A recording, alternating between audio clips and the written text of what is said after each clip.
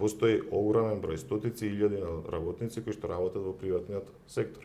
И никогаш до сега, посебно овие 7 години, владата не се грижила за нив. Социјалдемократскиот сојуз мора да го има тоа во предвид, значи да ги има правата на луѓето кои што работат, работниците во приватниот сектор и секако една огромна група на невработени кои што се во најлоша состојба. Мора да се бори за правата на нив. И конкретно за ова што го кажувам тука.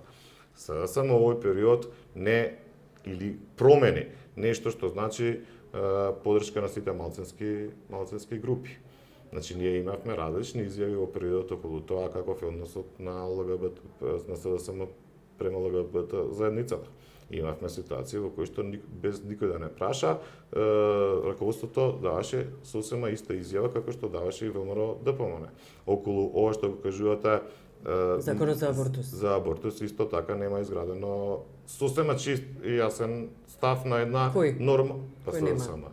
Господин Наумов, постојано говорите за СДСМ. Јас постојано ве прашам, вие ја ви кажувам дека, кога ви кажувам дека тоа нема да биде така, сега ви кажувам дека ќе биде така. Значи, и во програмата стои тука дека СДСМ, ако се грижи за тоа да во општеството ги признава сите малцински групи и се бори за нивните права, тоа мора да го направи и тоа како врзуваме и во самата партија, дека јас ќе дозволам и тоа да во самата партија постои исто така малцинско мислење, нешто што некои го викаат како фракција, но дека на тој начин мора да покажете во самата партија дека ги почитувате мислење на малцински групи кои што ќе бидат различни од она што е мејнстрим. Што е различно, добро. А мора ова целото да биде. Што е различно во програмата? Се извинувам што ве прекинувам, мора да биде малку подинамично.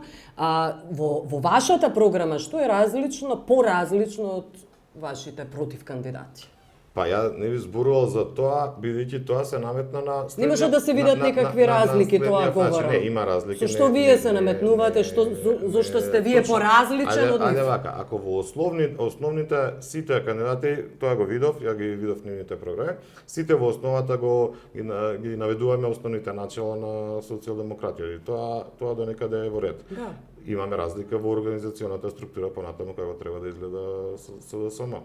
И јас мислам оној концепт што го кажам дека за СДСМ да освои 450 до 500.000 гласа, мора да ја смени организационата структура на начин на кој што вие ќе оставите простор да многу повеќе луѓе во партијата бидат во можност да се надеваат дека може да стигнат до одредени места во кои што ќе ја кажат, односно ќе ја покажат својата способност. Да се избегне дуплирањето или триплирањето на можности да еден лик претендира за 2 или 3 функции врз основа на тоа ако помине. Ако помине едното, некој стане градоначалник во ред, ако изгуби за тоа, потоа се нада дека може да стане и пратеник, а ако победи на избори може да биде министер. Ајде околу која е вашата визија за улогата на досегашниот лидер Бранко Црвенковски?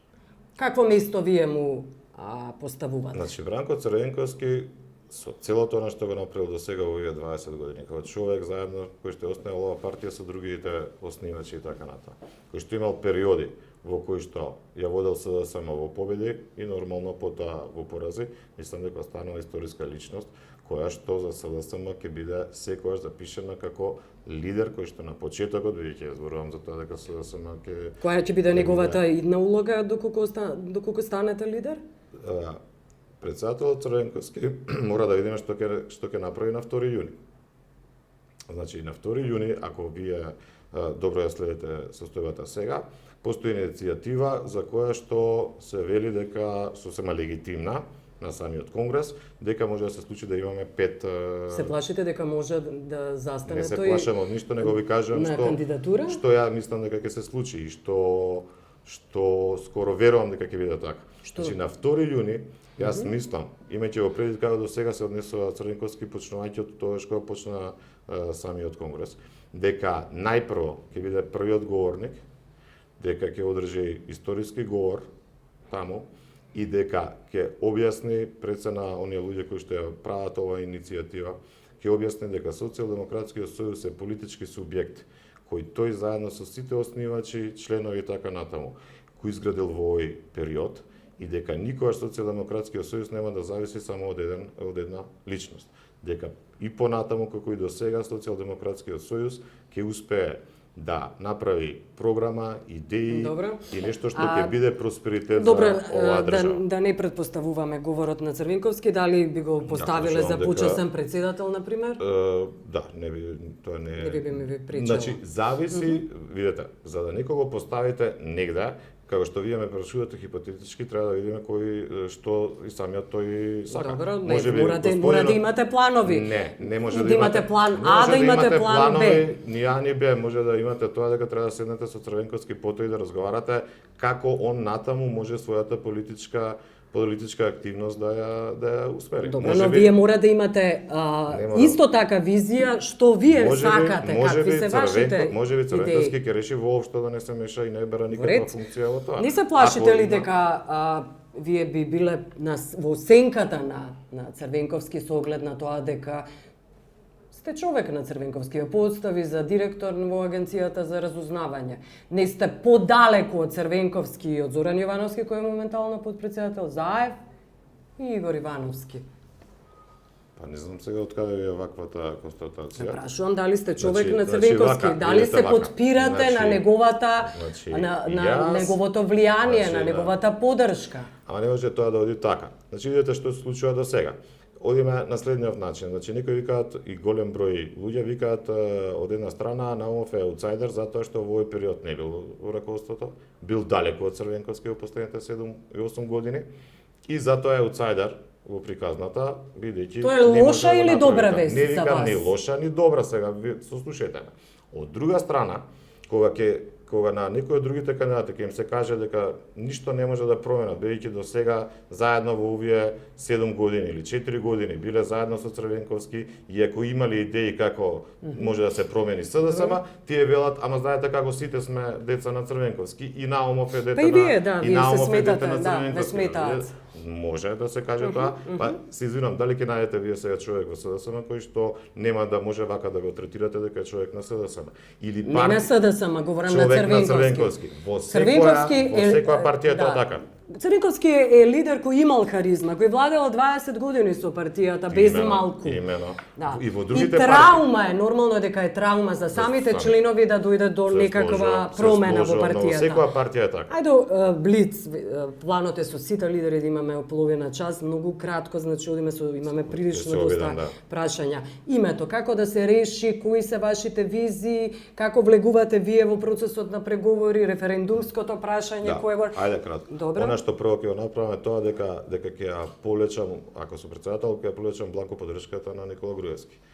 И дека веднаш на Црвенковски мислите? На бланко поддршката, значи сега СДСМ има став дека остава бланко поддршка за решение на името дадена на Груевски.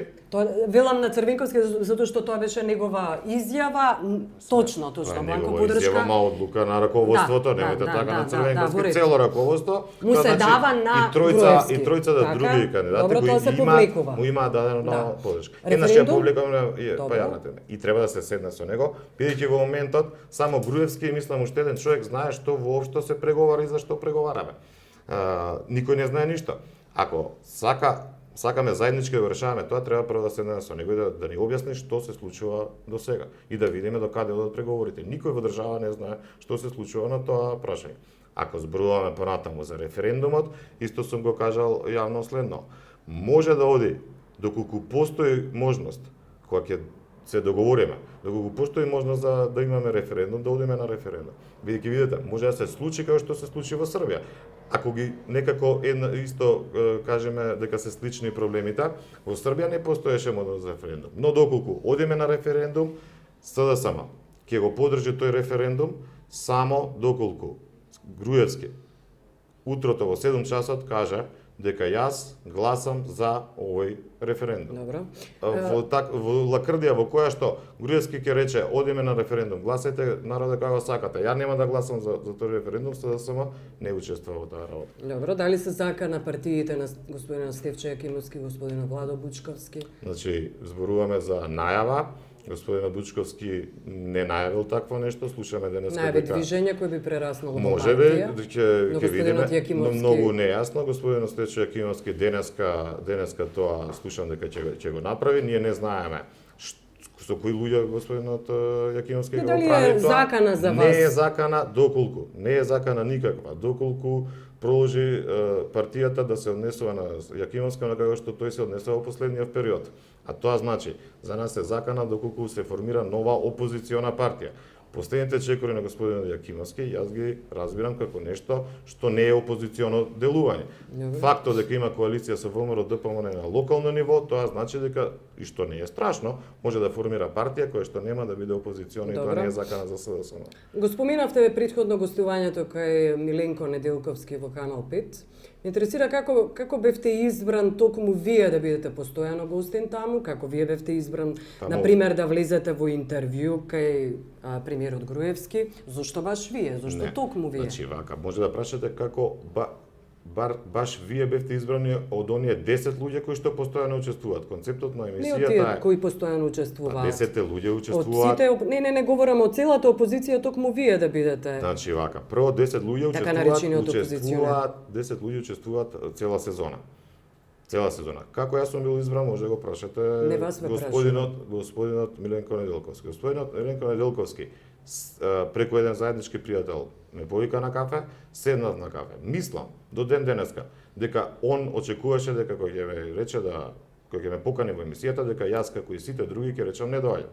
Ја не го направив тоа, тоа го му реков, ајде веднаш уште вечерва да седнеме и да разговараме и да ги спротивставуваме тези. Добро. Ја го прифатив тоа и мислам дека ако не го прифатев ја и никој друг, таму ќе стоеше повторно некое празно столче во кое што водителот Миленко Неделковски ќе велеше еве повторно се крие СДСМ и нема што да дебатира. Или можеби ќе беше одбран некој покритичен. Како на пример, вие мислите дека јас нема во моја држава покритични од вас. Тоа кажувате дека ја не сум бил доволно критичен таму. Ве прашувам. Има ли покритични од вас? Вие констатирате. Па може, сигурно кој колку може да го направи тоа. И последното прашање, добро. Претендирате да бидете лидер на партија? Председател. Тоа по сериозно звучи. Бивши разузнавач да биде председател на најголемата опозицијска партија, можеби партија која би дошла на власт, можеби премиер, бивши разузнавач. На кој премиер ве потсетува вакво минато? Значи има многу такви, нема да ги кажуваме тука, ги има и од западниот и од источниот свет, да речам. Мене ми паѓа на памет Путин, например. Може да ви паѓа Путин, меѓутоа во историјата во Америка исто имате така председатели кои што биле во нивната разузнавачка служба. Говорам за модерната, современа демократија. И модерната, но не да говорам тоа. Но сега ви кажувам. Значи, јас во основа, во целиот период, економијата ми е она со што се занимавам. Препознат ли сте како економски стручњак? Пред се по тоа. Значи, пред се по таа работа по економијата. Јас сум напишал преку 100 колумни во кои што на начин на кој што мислам дека е најдобро сум ја развил економската политика на оваа власт. Ако се сеќавате во самата емисија со Груевски, пред се зборував за економија и со сите други економски. И таа е мојата основа. 1,5 година. Да, сум бил назначен како разузнавач од председателот на Република Македонија, тоа не е никаков хендикеп, бидејќи еднаш разузнавач, секогаш разузнавач. Важи ли тоа правило? Може да го кажувате така, но дали важи тоа правило? Не важи тоа правило. Затоа што во новинарството тоа важи. Не важи тоа правило, бидејќи јас ја го почитував советот на многу други директори на такви служби кои што биле поискусни од надвор, кои што рекоа, најдобро е, откога ќе завршите оваа работа, најмалку 2 до 3 години да не видите нигде во јавноста. Јас го испочитував тоа, се до 2010-та никогаш не сум се појавил во јавноста за да на било кој начин креирам некое мислење или да дадам свој политички став. После точно 3 години се појави во јавноста и тоа е еден фер период во кој што после таква служба треба да направите пауза. Еднаш разузнавач, секогаш разузнавач е нешто што се кажува за многу професии, но мора да знаете, тоа е агенција за разузнавање сосема различна од управата за безбедност и контраразузнавање, која што се занимава само со надворешно разузнавање за работи и информации, прибирање информации корисни за Република Македонија надвор од територијата на Република Македонија. Да, познато е тоа. Ви благодарам што бидете гостин. Ви благодарам на поканата.